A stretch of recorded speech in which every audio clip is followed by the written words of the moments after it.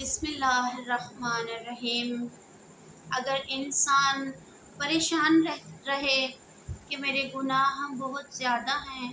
اور پریشان ہوں کہ کیسے توبہ ہوگی، اس قدر گناہوں کے باوجود پروردگار عالم کے حضور کیسے حاضر ہوں، اور انسان پشیمان بھی ہو اور توبہ کرنا بھی چاہتا ہو، تو اسی سلسلے میں آیت اللہ محمد تقی بہجت فرماتے ہیں کہ اگر گناہ جمع ہو جائیں اور آپ اپنے معاملے میں الجھ جائیں،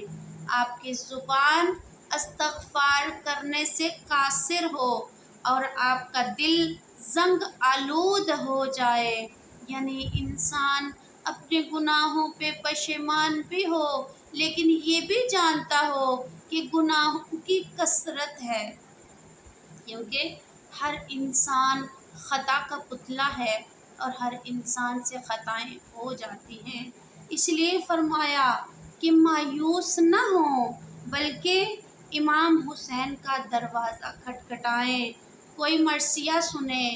یا زیارت سنیں جو امام حسین سے منسوب ہو، اور امام حسین اور ان کے اہل و عیال کو یاد کریں اور ان کے مصائب کو یاد کریں، تنہائی میں بیٹھیں اور ان کو پکاریں، ہر طرح سے امام حسین کی طرف اپنے رخ کو قلبی اور روحانی طور پر اپنے آپ کو امام کے ساتھ توسل میں لے کے آئیں، امام حسین کے لیے دعا کریں اور امام حسین کے لیے روئیں، گریہ کریں۔ اور پھر فرماتے ہیں امام حسین پر رونا اپنے آپ میں گناہوں پر استغفار ہے، بس امام حسین علیہ السلام پر جو روئے یہ سند ہے کہ انسان کے گناہ کم ہوتے جاتے ہیں۔